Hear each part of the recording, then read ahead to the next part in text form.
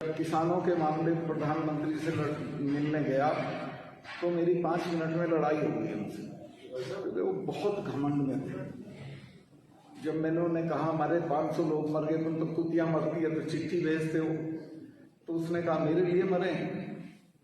किसी ने कहा कि अपनी फतह पर गुरूर आने लगे तो चुपके से मिट्टी से पूछ लेना आजकल सिकंदर कहां है।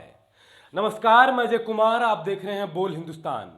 आपने जो अभी एक वीडियो का छोटा सा अंश देखा, उसमें जो शख्स बोल रहा है वह कोई विपक्ष का नेता नहीं है। वह भारतीय जनता पार्टी व नरेंद्र मोदी के भरोसेमंद मेघालय के महामहिम सत्यपाल मलिक हैं, जो किसान आंदोलन से लगातार अपनी ही सरकार के ऊपर सवाल खड़े कर रहे हैं, जिससे कहीं ना कहीं लगता है कि अब तो वो अपने ही लोगों से ऊब गए, या फिर उनके ही लोग इतने तानाशाह हो गए कि वो लोकतंत्र भूल गए, जनता को भूल गए, जनता के जनादेश को भूल गए और अहंकार की कुर्सी पर आंख मूंदे बैठे हैं।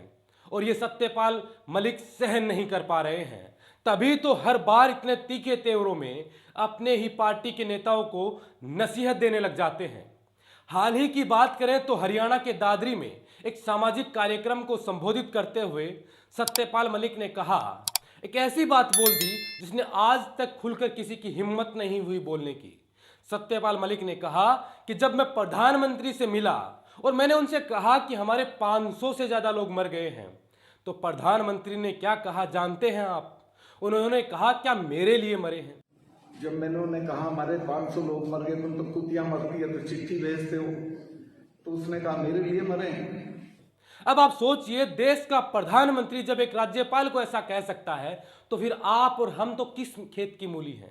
आप सोचिए, जब मोदी जी देश के नाम संबोधित कर रहे थे और कह रहे थे कि सच्चे मन से मैं क्षमा मांगता हूं, शायद मेरी ही तपस्या में कोई कमी रही होगी, लेकिन संवेदना का एक शब्द तक नहीं निकला इतने दिनों में उन शहीद किसानों के लिए जिन्होंने आंदोलन में अपनी जान गंवाई। मैं आज देशवासियों से क्षमा मांगते हुए सच्चे मन से और पवित्र हृदय से कहना चाहता हूं कि शायद हमारी तपस्या में ही कोई कमी रही होगी। लेकिन अब हम मान भी लें कि उनके मन में संवेदनाएं होगी, लेकिन सत्यपाल मलिक साहब की यह बात सुनकर तो उनकी तपस्या पर भी संदेह होता है। राज्यपाल मलिक जब उनसे कह रहे थे कि 500 से ज्यादा लोग मरे हैं, तो आप कह रहे हैं कि क्या मेरे लिए मरे हैं? बिल्कुल नहीं, वो आपके लिए नहीं बल्कि आने वाली नस्ल और फसल को बचाने के लिए, आपके अहंकार को तोड़ने के लिए शहीद हुए हैं मोदी जी। आपको बता दूं, मैं बात किसान आंदोलन की कर रहा हूं। जरा सोचिए, किसी देश का प्रधानमंत्री इतना संवेदनहीन कैसे हो सकता है कि अपने ही देश के किसानों के लिए ऐसा बोल रहा है।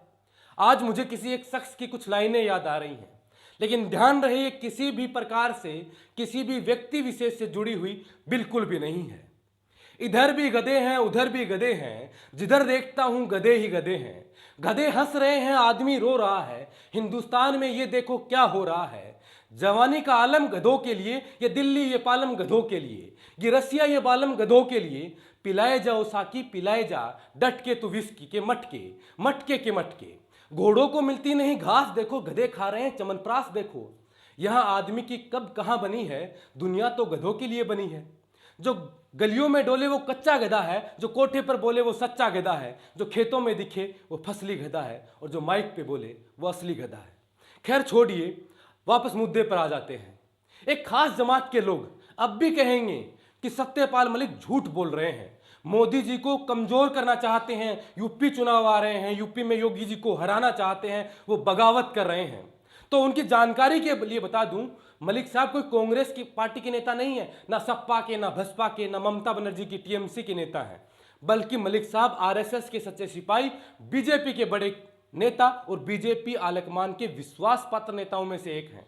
अब मैंने विश्वास पात्र नेताओं की बात कर ही ली तो आपको बता दूं, मलिक साहब इतने विश्वासी कि पहले उन्हें बिहार का राज्यपाल बनाया गया, फिर उड़ीसा का, फिर जम्मू कश्मीर का, फिर गोवा का राज्यपाल बनाया गया, और वर्तमान में मेघालय के राज्यपाल हों।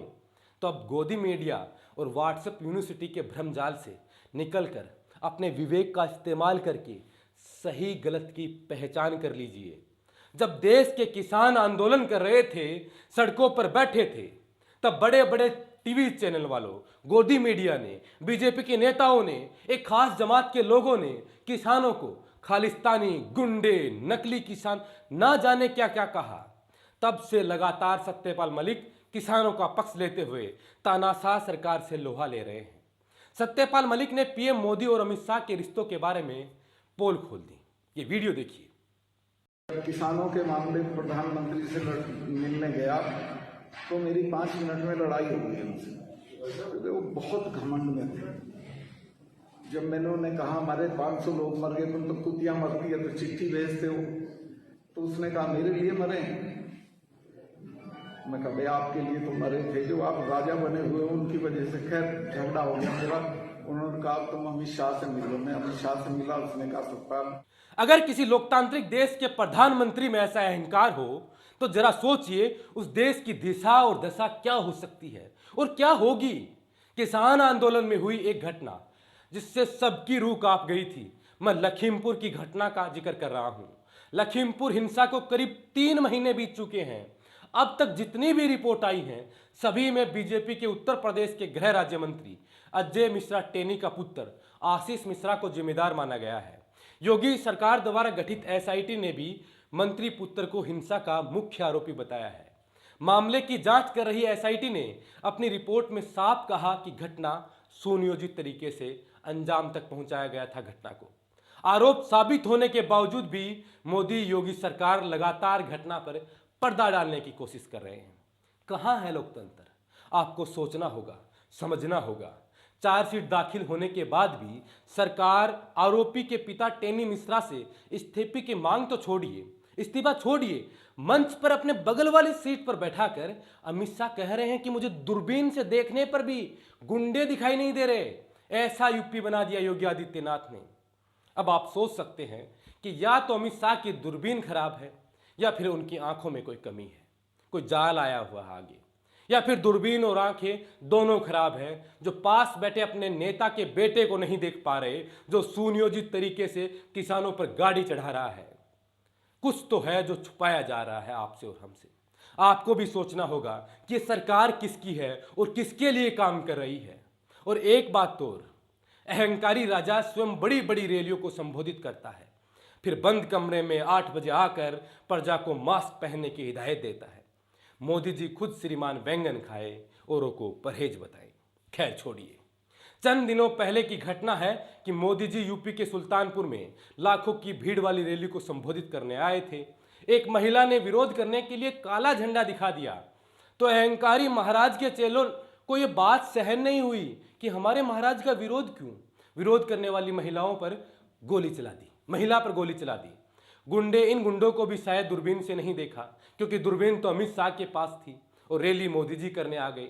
अब आपको तय करना होगा क्या हम वाकई लोकतांत्रिक देश में रह रहे हैं। आप अपने विवेकशील होने का परिचय देते हुए, थोड़ा सा अपने दिमाग का इस्तेमाल करते हुए सोचिए, क्या वाकई एक लोकतांत्रिक देश में गोली मारना जायज है? नहीं, बिल्कुल नहीं, कतई नहीं। लेकिन शासन प्रशासन उनके सामने नतमस्तक है। खैर छोड़िए, गोडसे की पूजा करने वाले लोगों से हम उम्मीद भी क्या कर सकते हैं। लेकिन सही सवाल ये नहीं था कि अभागे कैसे और क्यों मरे। मेरे मन में सवाल था कि क्या वो मेरे लिए तो नहीं मरे। नमस्कार।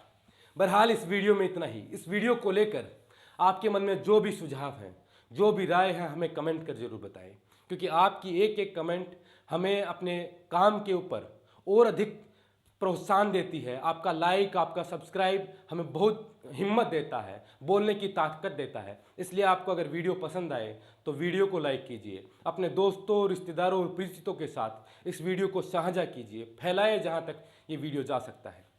शुक्रिया।